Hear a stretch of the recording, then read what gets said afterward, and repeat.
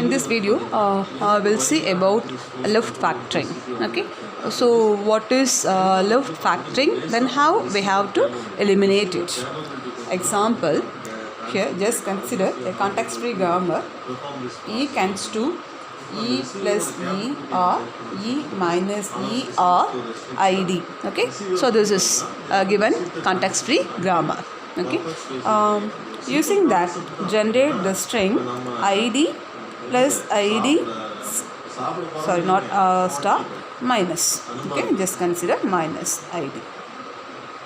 So how your system will generate the string ID plus ID minus ID means, here at first consider the starting variable of the given grammar. Okay, here the starting variable is what? E.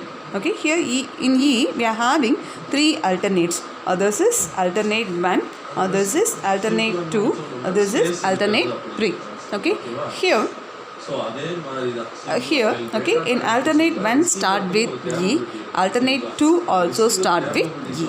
Okay, so here we are having some common terms. Okay, here E comes to what? Start with E. Okay, then E comes to also here start with E. Okay, then the second term is what? Plus E. Here the second term is what? Minus E. So here the common term is E. Okay, the remaining term is what?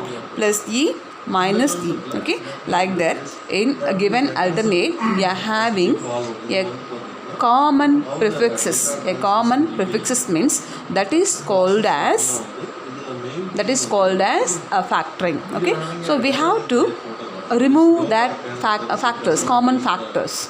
So that is called as left factoring.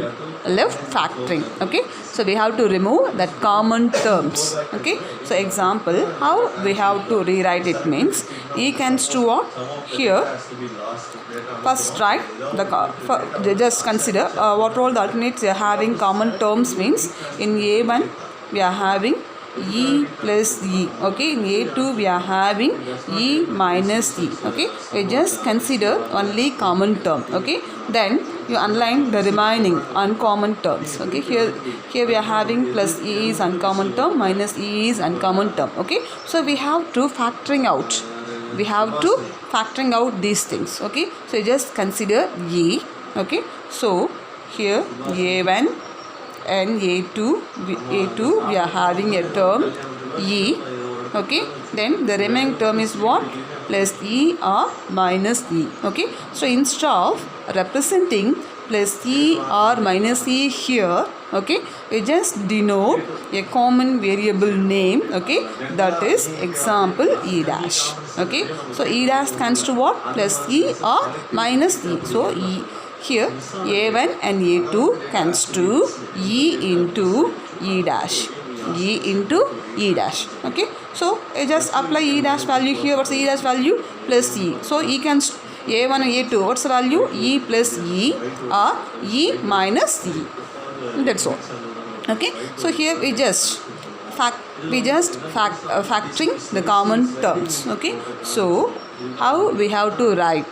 How we have to write the output means, here E comes to E into E dash. Okay, this is for representing the alternate A1 and A2. A1 and A2. The remaining term is what? ID.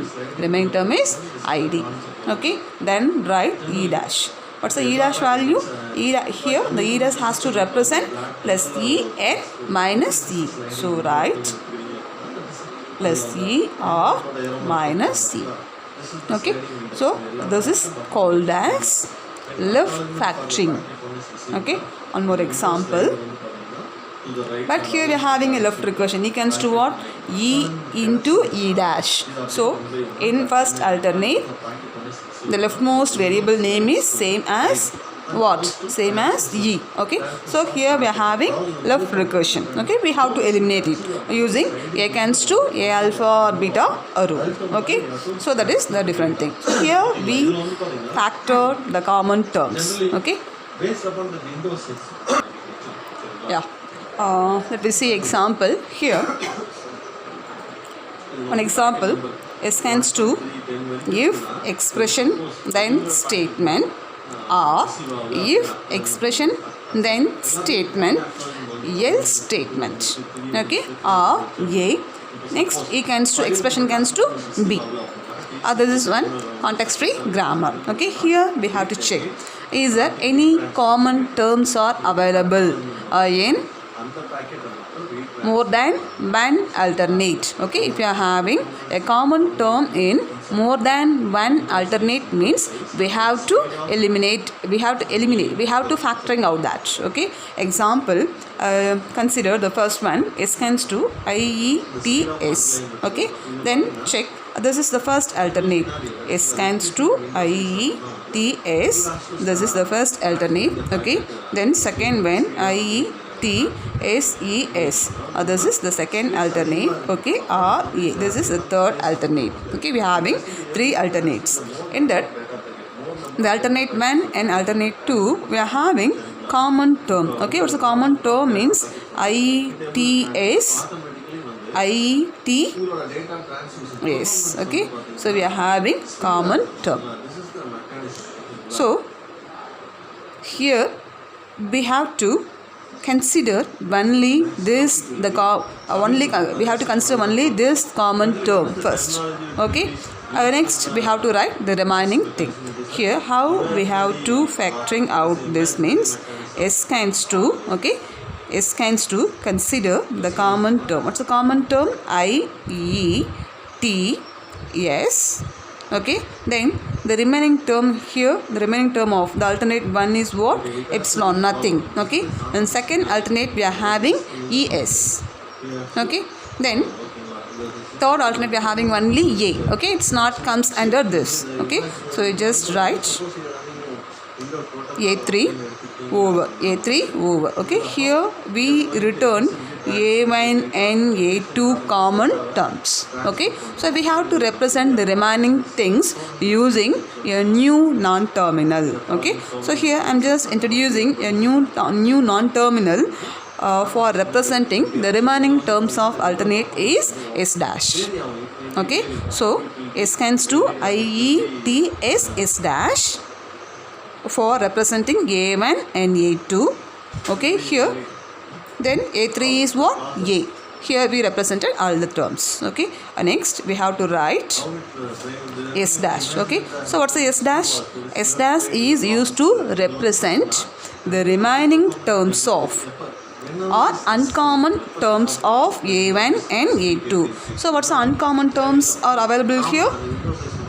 In first alternate we are having epsilon, in second one we are having ES. Okay, so write epsilon or ES, epsilon or ES, that's all. Okay, then write the second protection, E stands to B, no common term, only one alternate, no problem, so just write E stands to B. Okay, so this is the output. Output is S stands to IETS S dash or A, S dash stands to ES or epsilon, E stands to B. Okay, that's all. So this is the context free grammar after elimination of left factoring. Okay, S stands to IETS S dash. Okay, here the S dash may be epsilon, means here the output is what? IETS, that is alternate 1. Okay, suppose S dash value is ES, means we will get A2. Okay, or in S we are having alternate 3. Okay, that's all. So this is a simple example for elimination of left factoring. Okay, so left factoring means in a given context free grammar we are having common factor more than one alternate, means we have to tuning or we have to transform our grammar without affecting actual meaning of that grammar. Okay, this is called as left factoring. Okay, why we need left recursion and left factoring means here normally in grammar we are having left factoring and left recursion, means it leads to infinite looping process. Okay, so it creating complexity to getting output. To avoid that problem, we have to eliminate it. Okay, normally the top down parser will not support left recursion and left factoring. Okay, so that purpose only we have to eliminate left factoring and left recursion. Thank you.